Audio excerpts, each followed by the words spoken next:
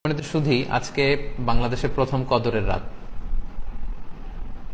যদিও বাংলাদেশে ২৭ তারিখের রাতটাকে খুব বেশি গুরুত্বের সাথে পালন করে, কিন্তু আসলে রমজানের শেষ দশকের ৫টি বেজর রাতের যে কোনো রাতই কিন্তু কদর হয়ে যেতে পারে। তাই বুদ্ধিমান মুমিনের কাজ হচ্ছে ৫টি বেজর রাতের প্রতিটি রাতেই সমানভাবে সমান গুরুত্বের সাথে ইবাদত করে যাওয়া, তাহলে কিন্তু কদর আর মিস হবে না। আল্লাহ রাসূল সাল্লাল্লাহু আলাইহি সাল্লাম বলেছেন, মান হুরিমা খায়রাহা ফাকাদ হুরিম। যে ব্যক্তি এই কদরের বরকত মাহাত্ম্য থেকে বঞ্চিত হলো, সে আসলেই বঞ্চিত হলো। কারণ পুরো রমাদানের মূল আকর্ষণ হচ্ছে এই কদরকে ঘিরেই সবকিছু। সো এই কদরের বরকত থেকে যারা বঞ্চিত হলো ফাকাদ হুরিম, তারা আসলেই বঞ্চিত। হি ইজ দ্য লুজার, সে আসলেই বঞ্চিত। আমরা বঞ্চিত হতে চাই না, আমরা গেইনার হতে চাই, আমরা বারাকা রহমত হাসিল করে নিতে চাই।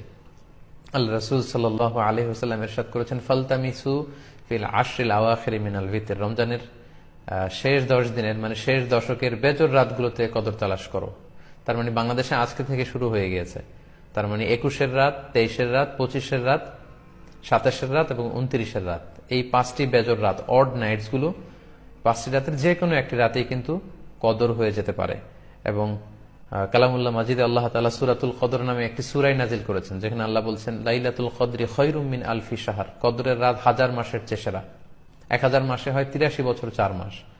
তার মানে আজ রাতে যদি আমরা ইবাদতের মধ্য দিয়ে এই রাতটি কাটাতে পারি, তাহলে 83 বছর 4 মাস ইবাদত করলে যে পরিমাণে সওয়াব পাওয়া যাবে, আল্লাহ তাআলা ঠিক ওই পরিমাণে সওয়াব দিবেন। এটা আল্লাহ বলেননি, আল্লাহ বলেছেন খায়রুম মিন আলফি শাহর, তার চেয়েও বেশি পরিমাণ সওয়াব, ব্লেসিংস, মাহাত্ম্য আমরা অর্জন করতে পারবো। এবং সালামুন হিয়া হাত্তা মাতলাইল ফজর, ফজর পর্যন্ত, রাত থেকে মাগরিবের আজান থেকে শুরু করে ফজর পর্যন্ত পুরো সময়টাই কিন্তু কদরের বরকতময় রাত।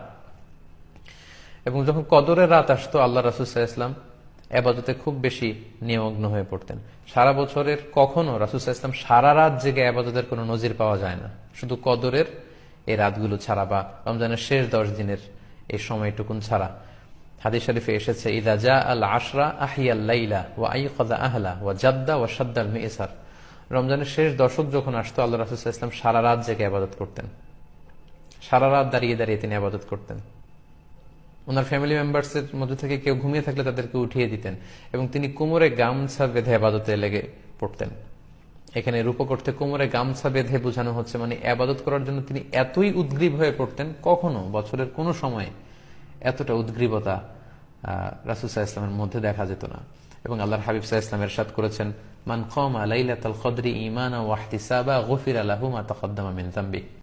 যে ব্যক্তি এই কদরের রাতে কিয়ামুল লাইল করবে, আল্লাহ তাআলা তার পূর্বের সব গুনাহ মাফ করে দিবে। তাই কদরের রাতে আপনারা বেশি বেশি কিয়াম করুন, দীর্ঘ সময় দাঁড়িয়ে নফল নামাজ পড়ুন, লম্বা সময় দাঁড়িয়ে থাকুন, লম্বা রুকু করুন, লম্বা সিজদা করুন।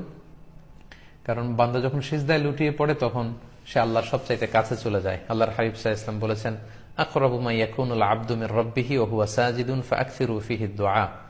বান্দা যখন সিজদায় লুটিয়ে পড়ে, তখন সে বান্দা আল্লাহ তাআলার সবচাইতে কাছাকাছি চলে যায়, খুব ক্লোজেস্ট হয়ে যায়।